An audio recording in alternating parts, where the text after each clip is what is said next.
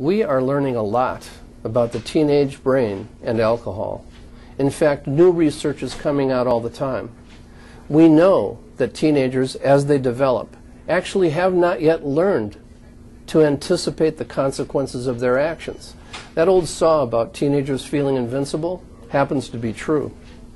In addition, we also know that during the teenage years, the brain has more ethanol receptors, more alcohol receptors, than it will ever have at any other period in that person's life. What that means is lesser amounts of alcohol can result in more profound levels of intoxication. We also know that stress is a developmental phenomenon, and through the generation of stress hormones in the brain, we learn how to cope.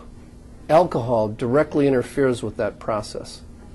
We also know that addiction is a learned process within the brain. So kids who are using alcohol are learning alcohol, and the propensity to become addicted is the greatest it will ever be during any part of their lives. I work in a PICU. We take care of kids who are critically ill.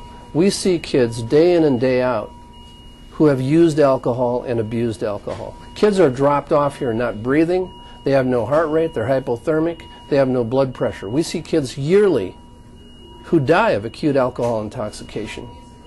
We also see kids who have used alcohol for enough time now, already by the time they're seniors, to the point where they can't think right, to the point where those coping mechanisms are gone, and they subsequently suffer from anxiety and depression. And we are seeing more and more kids who are truly addicted. We actually see kids who come into this hospital and actually have to go through withdrawal. The brain has learned alcohol. The brain needs alcohol.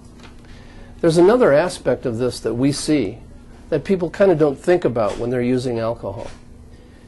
Kids who get pregnant while they're using alcohol have babies who are alcohol affected. It's called fetal alcohol syndrome. Their brains are small, their intellect is retarded, they have seizures, and they do not live the kind of life that we would wish for any of our children. Alcohol is an acute poison. Alcohol is a chronic poison. Alcohol is a poison on our society, and alcohol is a poison to our newborn babies. We've got to do everything we can to prevent teenage alcohol use and abuse.